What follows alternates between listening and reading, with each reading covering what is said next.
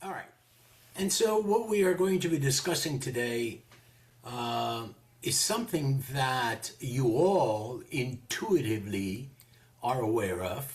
You're practitioners in our industry, you're professionals, and the topic is the demand factor that affects residential real estate, basically.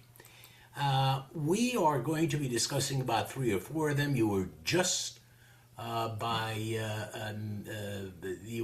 told about one of them, which is the interest rates and so forth. But today's concentration would be really on employment and how that plays an effect on the demand for residential real estate. You're aware of mortgage rates. You just heard a little bit about it. Credit availability, which is a principal demand factor.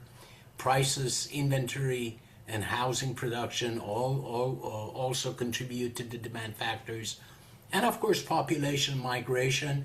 And what we have talked ad nauseum before on a couple of two different sessions, household formation specifically in city of Glendale. Having said that, I want to be able to put some charts behind these numbers. The chart that you see is business applications in United States that amounted to about 6.5 million or so last year. If you look at between 2020 and 2024, you will see an increase in the application or the number of the applications, which inevitably amounts to and or leads to in the midterm and long term to additional employment. And the gray bar that you see is what we have year to date. And if that gray bar, the trajectory stays what it is, we will be at the very minimum creating about 6.5 million or 6.7 or 8 million businesses or applications will be taken out in 2026.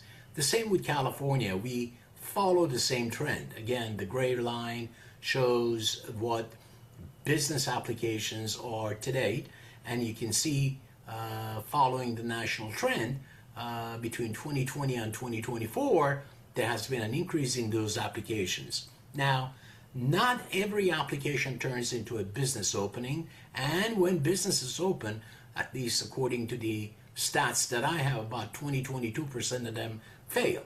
But having said that, all of these can generate employment, income, and business expansion, and that is good for supporting the demand for homes, apartments, and especially commercial real estate. So employment is the one bright area that would theoretically be the outcome of all of these applications, whether it's on national basis and or in state of California. As realtors, you know that buyers, about 89 or 90% of them, you've seen me use this chart many times, use real estate agents in order to be able to transact, purchase their properties. Same thing with the sellers. When you put all of these together, in your own mind, in your own business, you now have a solid, at least on one section of the creation of demand, that in midterm and to mid to long term, you will be able to put all of this information together, be ready, because there will be an increase in demand because of what I just showed you with business applications and so forth. In between 2020 and 2024, what's happening in 2026, as well as that support would increase the demand for homes, apartments, and commercial listings. And you may want to share this with your offices, you may want to share this with your colleagues. That's one bright spot in real estate as we see it today. With that, that concludes my presentation. Thank you. Thank you, Greg.